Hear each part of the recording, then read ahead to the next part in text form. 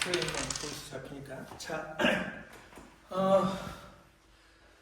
우리가 첫 수업으로 이제 이게 ESG 경영을 그룹 수업으로 하게 되는데,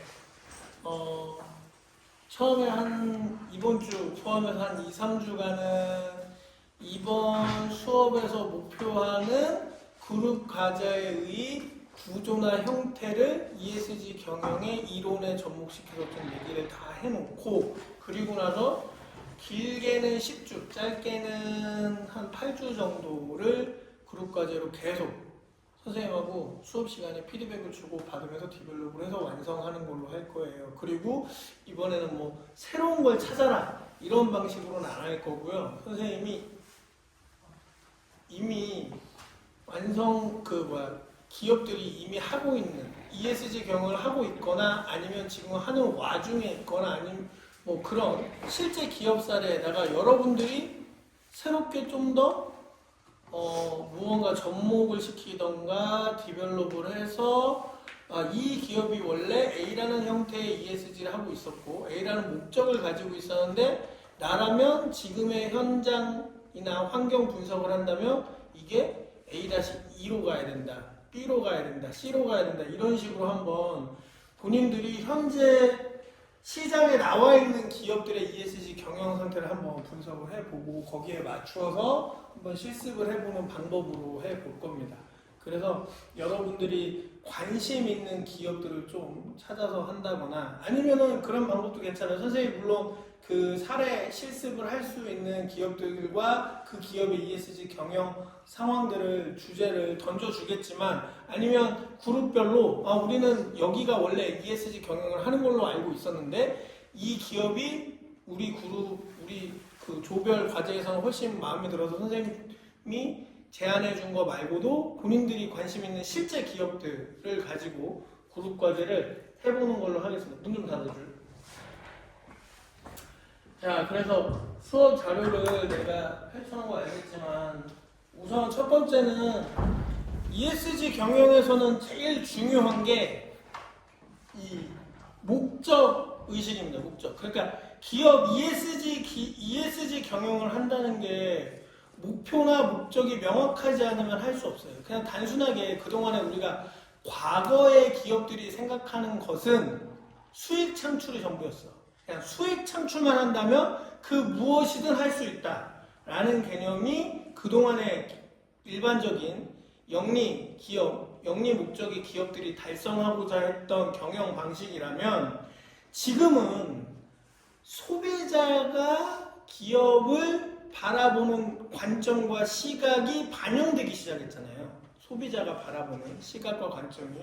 그러다 보니 기업들이 조금 더 사회적으로 책임있고 그리고 윤리적으로 경영할 수 있어야지만 소비자한테 선택을 받는다라고 생각을 하게 돼서 ESG 경영이 사람들에게 관심을 받고 있고 기업들 사이에서 반드시 추구해야 할 구조로 선택받고 있는 겁니다. B2C이건 B2B이건 그 정도는 달라지지 않는 것 같아요. 그러니까 우리가 흔히 말하는 B2C는 일반적인 소비자를 상대하는 기업들은 아무래도 사회적 책임이라던가 ESG 같은 것에 좀 더 신경 쓰고 B2B 기업들은 그러지 않을 것이다 라고 흔하게 생각할 수는 있으나 우리 같은 일반 아직 회사에 몸담아보지 못했던 사람들의 관점에서는 또는 일반적인 소비자들의 관점에서는 그런데 실상 B2B 비즈니스를 하고 있는 기업들도 더더욱이 사회적 책임이나 윤리 경영에 힘을 쓰고 있다. 왜냐? 기업들 간에도 사회적 책임을 지는데 좀 더 공고히 하지 않는다면 A라는 회사와 B라는 회사가 기업 간에 거래를 해요. 근데 한쪽이 사회적 책임을 지지 않거나 한쪽이 윤리적 경영을 노력하지 않는 곳이다. 그러면 거기와 함께 거래하는 회사들도 똑같이 대중들에게 똑같은 판단을 주게 되는 거예요. 자, 우리가 흔히 그런 예들 많아요. 보면 자,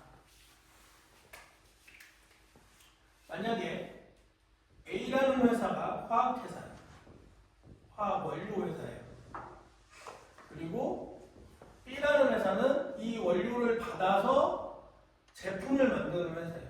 일반 소비자예요. 자, 여기서 원료를 받아서 최대한 열심히 윤리 경영을 하고 사회적 책임을 지고자 소비자를 만들면서 노력한다고 해봐요. 근데 이 화학 원료를 생산해내는 A라는 회사가 환경 오염을 저지르고, 그리고 이 원료를 가공하는 상황에서 규정을 지키지 않고, 또는 이 원료를 생산하거나 가공하는 과정에서 또 앞서서 원료를 자연에서 가지고 올 때 윤리를 지키지 않는다?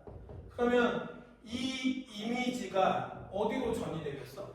B라는 회사로 전이가 됩니다. 그래서 흔히 윤리 경영, 사회적 책임, 그러면 소비자한테 사회적 책임을 잘 지고 사회적 책임을 최대한 노력하기 위해서 그런 것에 대해서 노력하려는 이 소비자를 생산해내는 B2C 회사 관계에서만 우리가 신경 써야 된다라고 쉽게 생각할 수 있으나, 사실은 B2B 관계에서도 노력을 할 수밖에 없다. 그런 회사를 찾아서 거래를 할 수밖에 없다라는 거죠.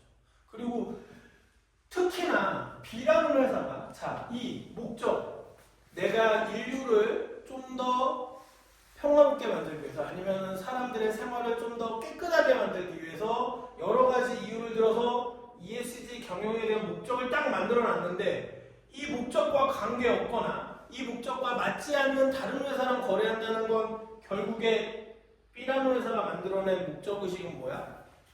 거짓인 거잖아요. 거짓. 그래서 ESG 경영을 할 때 가장 중요한 것은 목적의식이라고 분명하게 설명을 합니다. 분명하게 설명을 하고, 그것부터 잘 구조화돼야지만, 목적의식부터가 잘 구조화돼야지만 그 다음 스텝을 하나씩 나갈 수 있다. 그래서 오늘 이 주의 수업 내용은 ESG 경영을 하기 위한 시작 단계의 구조화예요. 그래서 첫 번째는 목적의식에 대한 이해가 반드시 필요하고, ESG 경영을 원하는 회사들은 본 기업의 해당 기업의 목표가 무엇인지, 목적이 무엇인지, 비전이 무엇인지, 철학이 무엇인지를 확실하게 제시할 수 있어야 된다. 그게 있어야지만 소비자를 설득할 수 있고, 거래처들을 설득할 수 있고, 주변의 이해관계자들을 설득할 수 있게 된다. 그래서 무엇보다 목적의식이 중요하다. 그리고 그 목적의식으로 인해서 장기적인 가치를 창출하는 경영 방식도 만들어낼 수 있다.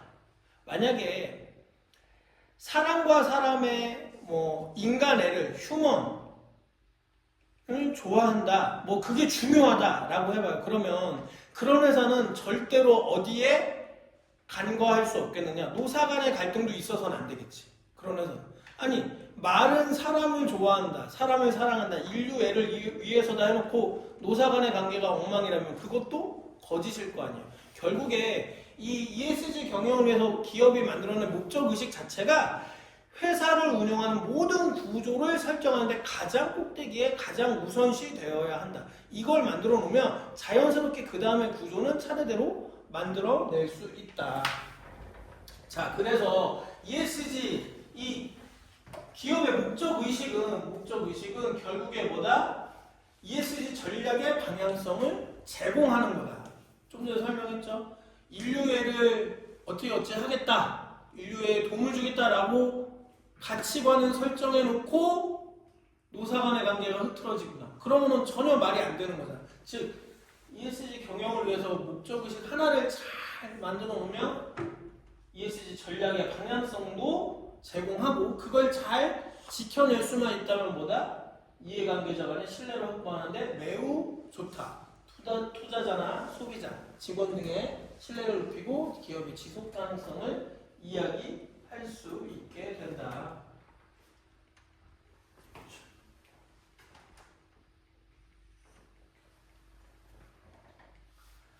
자, 그러면 자, 기업이 목적의식을 설정하고자 한다면 어떠한 방법을 통해서 하느냐. 첫 번째, 자, 본질적으로 목적의식은 기업의 핵심 가치와 ESG 원칙을 연결한다. ESG를 우리가 영문으로 표현하니까, 자, 환경, 그 다음에 S는 소셜, 사회적, 그 다음에 G는 거버먼트, 이제 그 관리라던가 여러 가지 행정사항에 대해서 투명성을 얘기하는 거예요. 투명성. 그래서 그 환경을 고려하느냐, 그 다음에 소비자든 이해관계자든 관련된 사람들과의 관계를 중요시하느냐, 그 다음에 거버넌트 해갖고 뭐 관리나 행정에 관한 투명성, 공정성을 중요시하느냐, 이걸 다 고려해서 우리가 경영을 한다는 건데, 그렇다고 한다면 기업의 핵심 가치와 ESG 원칙을 연결해서 반드시 목적의식을 설정할 필요가 있고, 이때 중요한 건 이해관계자랑 반드시 소통한다. 본인의 기업들이 본 기업이 어떤 이해관계자들과 엮여 있는가. 은행이 해야 되는 ESG와 여기 말하는 화학회사가 해야 되는 ESG와 전자제품을 만드는 회사의 ESG의 형태는 구조적으로 다를 수 있을 거예요. 금융회사는 환경, 소셜, 거버넌스 중에 어떤 게 가장 중요하게 보일까? 당연히 거버넌스 쪽에 좀 더 치우쳐져 있겠지. 그러면 전자제품 만드는 회사는, 화학원료 만드는 회사는 환경 쪽에 이에 좀 더 치우쳐져 있겠지. 그래서 그 기업의 핵심, 그 기업이 만들고자 하는 가치, 그리고 그 가치가 결국에 사람들한테 돌려주는 비전들을 포함해서 목적의식이 명확하게 만들어져야 된다. 그래서 반드시 첫 번째는 이해관계자, 우리 본 기업과 관계된 사람들이 어떤 것을 이익으로 보는가를 볼 필요가 있어요. 여기서 또 이익이라는 단어가 나오니까 조금 헷갈리는데, 어쨌든 간에 기업은 영리단체, 영리조직이고 이익을 내기 위해서 모든 경영 구조나 형태를, 수단을 이용하는 거죠. 그러면은 전자제품 회사는 전자제품을 만들어서 수익을 내야 되는데 그 와중에 ESG를 하겠다는 거고, 그래서 이 신뢰를 얻어내겠다는 거니 그 제품을 만드는 상황 속에서 이해관계자가 된 사람들과의 소통은 반드시 필요하겠죠.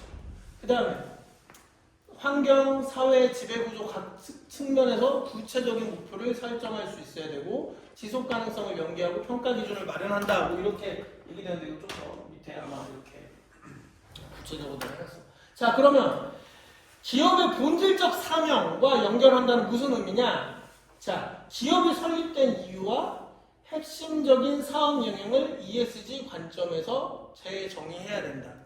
저 옆에 적용사례라고 써놨죠. 오늘은 ESG 경영에서 목적의식과 관련된 이 수업 전체의 개요를 얘기하는 걸 쭉 읽어봅니다. 그냥 적용사례는 자동차 회사라면 당연히, 자, 이동수단 혁신을 통해서 지속가능한 미래를 만든다는 게 사명으로 설정되어야 된다는데, 그럼 여기서 단순한 문장이지만 저 안에 숨겨있는 게 뭘까?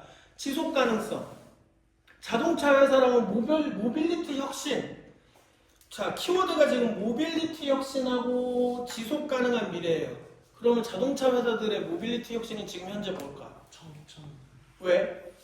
일단은 지금 현재 차로는 그 이산화탄소 때문에 환경오염이 되고 있다 보니까 그걸 혁신하기 위해서는 전기차를, 화석연료를 덜 쓰는 게 혁신이겠죠. 그러면은 저기서 모빌리티 혁신을 통해 그럼 화석연료를 최대한 안 쓰겠다라는 게 혁신의 한 방향성일 거고, 그 다음에 지속가능한 미래, 그렇게 해서 화석연료를 쓰지 않는 화석 에너지를 쓰지 않는 자동차를 가지고 수익을 낸다라는 거겠지. 수익을 낸다. 그리고 그 회사의 이미지가 꾸준히, 소비자들이 그 회사의 이미지를 꾸준히 가져간다. 자, 그래서 그러면은 여기서 말하는 본질적 사명의 재정이라는 게 뭐예요? 지금 다시 저 키워드를 가지고 생각해 보면 돼. ESG를 한다는 건, 자, 아까 얘기했어. 과거의 기업들은 ESG 경영 안 했다고. 당장 수익을 내면 됐어. 영리 조직들은 기업들은 수익을 낸다면 그게 사명을 사측의 철학을 그냥 실현하는 거였는데 비전을 실현하는 거였는데 이제는 ESG 한다면 첫 번째 해야 될 것 목적을 설정한다는 건 첫 번째가 기업의 본질적 사명을 제정해야 한다는 거야. 자, 자동차 회사를 예로 들었지만 자동차 회사는 원래 본질적인 것은 화석 연료로 굴러가는 차를 팔아서 수익을 내는 거고 그 수익을 통해서 기업을 유지하는 거였는데 애초에 모빌리티 혁신이라는 저 키워드 때문에 화석 연료로 돌아가는 굴러가는 자동차를 생산한다는 게 사라져버렸죠. 사라졌잖아. 그럼 결국에 뭐가 된 거야? 본질적 사명이 제정이 된 거야. 본질적으로. 원래의 자동차는 뭐였어요? 에너지, 화석 에너지를 굴려서 굴러가는 상품이었던 거. 근데 그러지 않는 자동차를 만들기로 한 거잖아. 그러니 당연히 본질적 사명이 본질적인 것이 변화된 거니까 모빌리티 혁신이라는 키워드를 들고 나올 수 있겠죠. 그래서 첫 번째 방법, 방향성은 본질적 사명을 제정해야 한다는 거예요. ESG 경영을 위해서는. 전자제품 회사들도 본질적 사명을 제정할 수 있을까? 전자제품 회사들은 어떻게 본질적 사명을 제정할 수 있을까? 한번 알죠? 공장에서 만드는 그런 환경에 안 좋은 가스들을 최대한 덜 공장에 배출되는 가스들 그런 걸 얘기하는 수도 있고 또 아무래도 시대가 시대이니만큼 자동차들을 한번 생각해봐요. 과거에는 반드시 제품을 만들 때 플라스틱을 써야 되고 금속을 써야 됐어. 근데 점차 디자인의 능력, 기술의 혁신들이 일어나면서 전자제품인데 케이스가 나무인 것도 있고 케이스가 패브릭인 것도 있어. 최대한 플라스틱이나 금속을 마구마구 쓰는 걸 줄이려고 노력하죠. 그런데 플라스틱에 비해서 금속이 좀 더 자연 친화적이고 금속에 비해서는 나무를 쓰는 게 좀 더 자연 친화적이고 뭐 이러다 보니 점점 변한다면 아니면 정말 더 노력한다 그러면 이미 쓰였던 걸 재생해서 쓰고 여러분들 요즘에 신고 있는 운동화들 중에 우리가 알기에는 니트야 니트 그지? 이렇게 뜨개질한 것처럼 헝겊을 패브릭을 연결해 놓은 것처럼 사실은 페트병을 녹여서 다시 합성 섬유를 뽑아내서 다시 만든 운동화들도 있어요. 많아. 그거는 재생 원료를 사용한 거죠. 그럼 그건 친환경적인 거죠. 운동 브랜드들도 그렇게 바꿔가고 있다. 그리고 플라스틱에서 섬유를 뽑아냈으니 당연히 방수는 가능할 것이고 또 가벼울 것이고 그런 것들을 통해서 스포츠 브랜드들도 그렇고 전자제품 회사들도 금속 아니면 플라스틱을 이용하던 케이스들을 전부 다 친환경적으로 재료들을 바꾸면서 소재들을 바꾸면서 조금이라도 더 혁신하려고 하고 그러면은 본질적인 사명이 변화되고 있는 거죠. 그렇죠?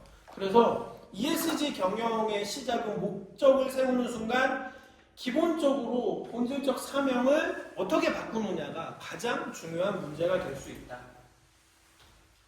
자, 그 다음에 이해관계자의 소통, 공감대 형성이란 뭐냐? 자, 고객, 직원, 투자자, 지역사회 등 이해관계자들과 소통해서 ESG에 대한 기대와 요구를 반영한다.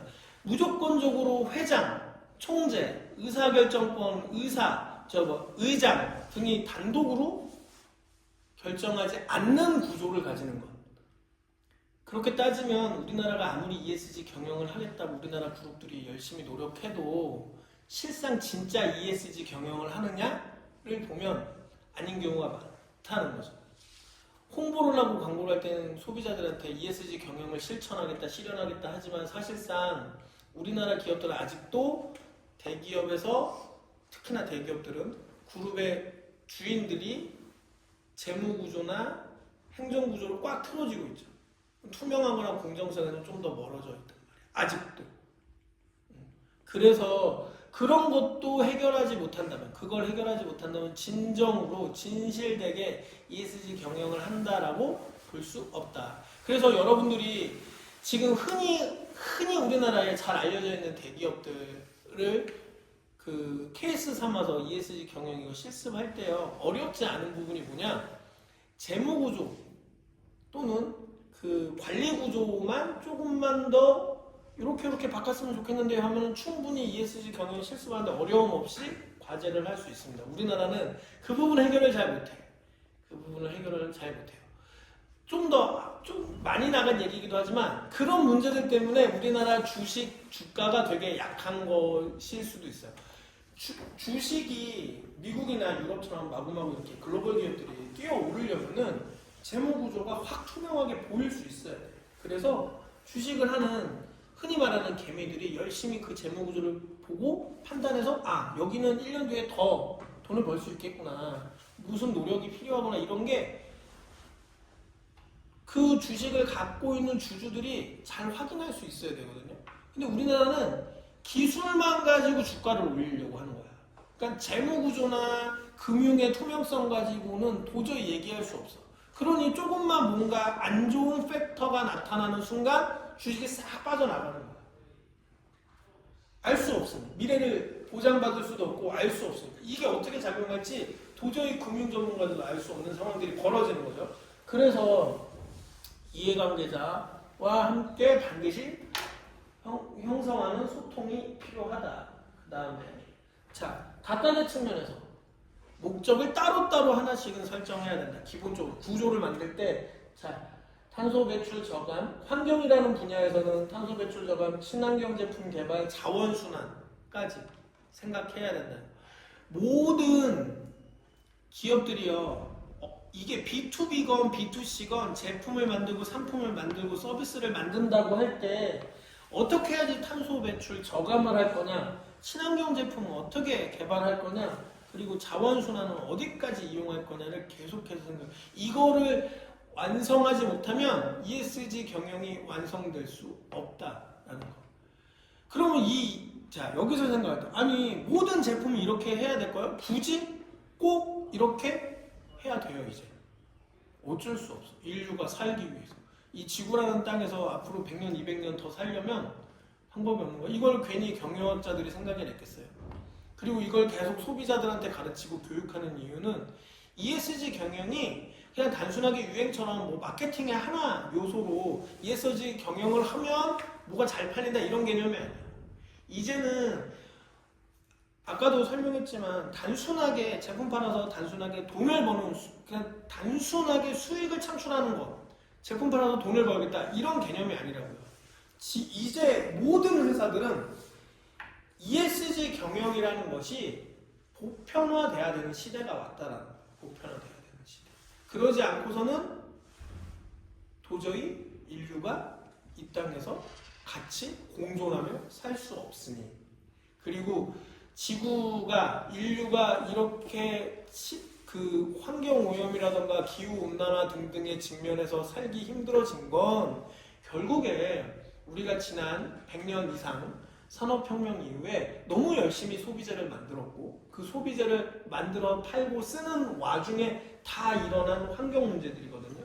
그러면 그 환경 문제를 일으키는 가장 큰 이유는 일반 인류가 소비재를 원했기 때문이기도 하지만 그걸 만들어낸 기업들이 조금이라도 자연 친화적이었다면 덜 할 수 있었다는 거지. 그래서 ESG는 단순하게 경영, 마케팅의 한 트렌드처럼 그냥 넘어가는 거 아닙니다.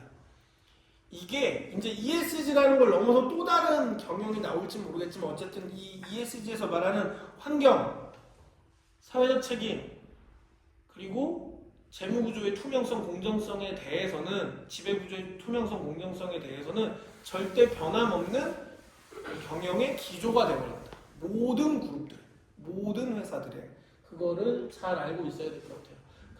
그래서 소셜리즘, 사회적 책임에 대한 다양성, 포용성 강화, 공정한 노동환경 제공, 그리고 지역사회 기업라는 키워드 내에서 그 회사가 할 수 있는 일들을 찾아내는 것.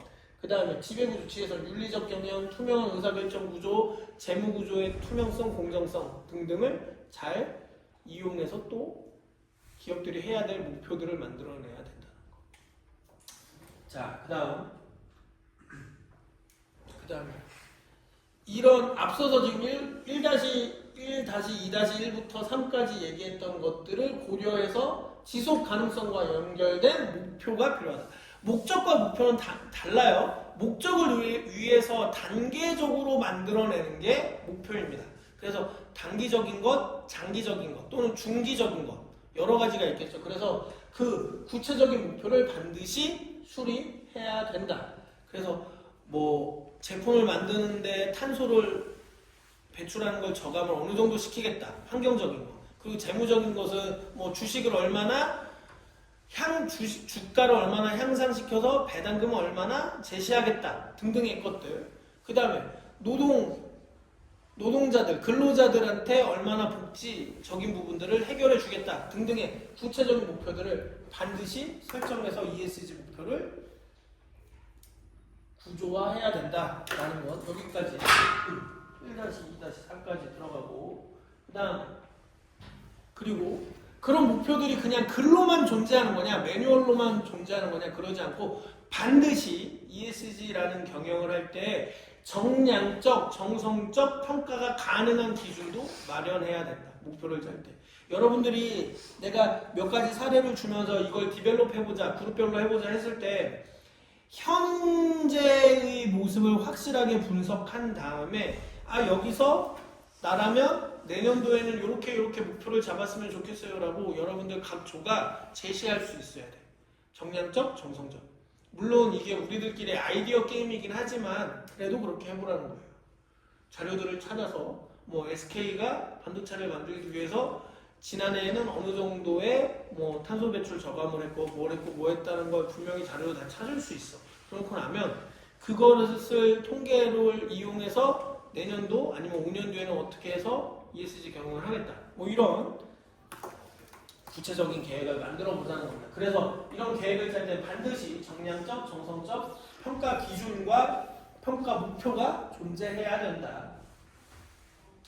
자, 그리고 이러한 것이 이런 ESG 경영에서 그 다음에 제일 중요한 건 자, 평가 기준도 마련했어요. 그런데 이 평가 기준을 CEO만 알고 있느냐? 의사결정권자만 알고 있느냐? 그게 아니고 사내 조직원 모두 다 함께 공유할 수 있어야 된다는 거. 그게 진짜 ESG 경영이다. 그래서 이게 조직 문화화 돼야 된다는 거예요. 그냥 직원들한테 시켜놓고 못했네? 그냥 달성 못했어? 그럼 우린 그냥 이번엔 못한 거야. 내년에 잘하자. 이게 아니고 그 ESG 경영 구조를 만들었다면 그걸 CEO 혼자 해결하기 위해서, CEO가 그걸 혼자 평가하기 위해서 만드는 게 아니고 모든 구성원이 함께 그 ESG 경영을 달성하기 위해서 노력할 수 있는 구조도 만들어야 된다는 거예요. 자, 그래서 제일 많이 쓰이는 방법들이 교육하는 것, 그 다음에 인센티브 제도 도입해서 ESG에 조금이라도 도움이 되는 사업 계획이라던가 아니면은 직장생활, 직무 활동을 했을 때 인센티브를 주어서 보너스를 준다던가 하는 방법으로 직원들도 스스로 자발적으로 자기주도적으로 ESG 경영에 참여할 수 있도록 하는 것. 그러다 보면 당연히 ESG라는 가치가 말단서원부터 의사결정권자까지 확산되는 방법이나 배경이 될 수 있겠죠. 자, 그러면 여기서 한번 봅시다. 뭐 이론적인 거는 여러분들이 글로 읽어봐도 충분히 알 거야. 선생님 일부러 설명하는 거고. 그럼 이러한 성공적인 ESG 목적의식 설정 사례. 자, 유니레버 지속 가능성을 비즈니스의 핵심으로라는 목적의식을 가지고 친환경 포장, 친환경 포장을 통해서 탄소 배출을 저감한다 라는 목표 아래 있고, 그다음에 파타고니아 의류업체죠. 유니레버는 그 화장품이나 일반 일상생활 그 화장품 뭐 세제 뭐 이런 거와 관련된 미국 회사고요. 파타고니아는 여러분도 알고 있다시피 의류 회사인데 지구를 위한 비즈니스라는 철학을 목적의식으로 삼고 수익의 일정 부분을 환경보호에 투자. 저것도 방법이 될 수 있겠죠. 꼭 친환경적인 거를 만들려면 오히려 역으로 비친화적인 행동을 할 수 있다니까. 뉴스에 많이 나오잖아요. 배터리차, 전기차를 쓰는 게 과연 정말 친환경적일까? 라는 얘기들 많이 하죠. 배터리를 생산하고 충전하기 위해서 전기를 만드는 것 자체가 또 화석연료를 태워서 발전을 해야 되는데, 그러면 어떤 게 더 나은 거냐? 아직도 제대로 밝혀지지 않아서 어떤 이론에서는 그래도 배터리를 쓰는 게 환경에는 좀 더 낫다, 탄소 배출의 저감이다 라고 하는데, 어차피 배터리를 만들고 배터리를 충전하기 위한 전기를 생산해내는 만큼 결국에 총량은 변하지 않기 때문에 탄소 저감에 크게 도움이 안 된다. 근데 파타고니아라는 의류회사도 마찬가지일 것 같아요. 의류를 만들자고 매번 뭐 나무까지 갖다가 엮어서 원신처럼 옷을 만들 수는 없잖아. 결국에 화학 제품들이 들어가서 만들 텐데, 단편적으로 그걸 탄소 배출 저감을 한다고 해서 그게 얼마나 실현 가치가 있을지 모를 수 있단 말이야. 근데 그걸 100% 할 수 없으니 어떻게 한다? 차라리 환경보호단체, 환경보호 활동에 직접적으로 비용을 대서 그만큼의 노력을 대신하겠다라는 거겠죠. 우리나라에도 그런 회사 있잖아요. 선생님이 몇 번 예를 든 적이 있는데, 우리나라 유한 킴벌리, 나무를 베는 만큼 심잖아. 나무를 베는 만큼 계속 심어. 이 중부, 충청 지역이 그런 나무들 많이 벤단 말이에요. 여러분들 여기 고속도로 가다 보면 민둥산 굉장히 많아. 근데 다 그게 이제 그러니까 다 외국에서 많이 수입을 해오지만, 그래도 우리나라에서 쓸 것들은 우리나라에서 최대한 또 이렇게 그 이용을 하는데, 그 와중에 우리나라 민둥산 만들고 끝날 거야? 다시 심지. 우리나라에서는 그런 거를 잘하는 회사는 또 유한킴벌리라는 회사가 있고, 그리고 뭐 아무래도 뉴스에도 많이 나오고 이해하기도 쉬울 테니까 선생님 자동차 회사들을 많이 예로 들지만, 과거에 비해서 최근에 나오는 신제품 차량들은 의자에 가죽보다는 패브릭을 많이 쓰기 시작해요. 다시. 그러니까 과거에는 어땠냐면 패브릭은 저렴한 소재였고 싸구려 소재였어. 헝겊은. 그러니까 의자에. 그런데 그래서 고급차는 가죽이 들어가고 저렴한 차들은 패브릭이 들어갔어. 근데 요즘에 비싼 차에도 다시 패브릭이 들어가요. 재생 섬유를 사용하는. 그렇게 해서 비싼 차인데도 그런 재료들을 사용해서 친환경을 조금이라도 어필하려고 노력을 하죠. 뭐 기아자동차, 현대자동차 다 그러고 있어요. 요즘에 특히 전기차라는 특성, 그 전기차라는 것이 주는 이미지의 특성 때문에 전기차에는 가죽 의자보다는 패브릭이나 합성섬유, 그 이제 재생된 합성섬유를 사용한 의자들을 많이 그 부품으로 많이 사용합니다. 우리나라도 그렇게 잘 하고 있어요. 그 다음에 스타벅스, 인간의 정신을 부양시키고 하나의 커뮤니티를 만든다라는 목적을 가지고 지속 가능한 원두 조달, 저거 뭐였어요? 공정무역 커피. 그냥 노동을 착취해서 싼 커피 원두를 사온다가 아니고, 정확하게 우리가 커피를 얼마에 팔 테니 그 비용에서 수익을 내는 만큼 값어치를, 원두 가격을 쳐주겠다라고 해서 공정무역 한다고 하죠. 근데 저것도 엄밀히 따지면 결국에 그래도 스타벅스가 이득을 많이 챙겨가요. 하지만 저러한 이미지만큼 노력함으로써 분명히 스타벅스가 공정무역을 하고 있다. 지배구조, 그리고 환경 친화적, 그 커피를 많이 만들어내서 원료를 무조건 싸게 하는 게 아니고 적당히 생산해서 제값에 팔아주겠다라고 해서 공정무역인 건데, 그렇게 해서 친환경 매장 운영을 하고 있다, 커피를 조달하는 데 있어서 친환경 매장을 하고 있다라는 인식을 소비자들한테 심어줬죠. 그게 스타벅스가 전 세계로 글로벌 매장으로 막 펼쳐지던 한 10년 전에는 그 공정무역 커피라는 걸 굉장히 강조했어. 굉장히. 근데 이제는 사람들이 알 만큼 알게 되니까 예전에 비하면 많이 그 홍보나 캠페인이 줄어들었어요. 많이 줄어들었어. 그런 것들도 이제 소비자들이 그 정도는 당연히 스타벅스는 그러한 브랜드다라는 걸 이해하고 인식하게 되니까 거기에 마케팅 비용을 많이 쓸 필요가 없죠. 그것도 알리려면 다 돈인데. 인쇄물 만들고 미디어에다가 영상 돌리고 하다 보면 그것도 다 비용이니까 어느 정도 알려지고 나서 요즘에는 크게 알려지지 않았는데, 예전부터 지금까지도 꾸준히 스타벅스가 실천하고 있는 것 중에 하나예요. 커피 조달에 있어서 공정무역을 해서, 그리고 필요한 만큼만 생산함으로써 땅도 지키고 자연도 지키겠다라는 거. 우선 10분만 쉽시다.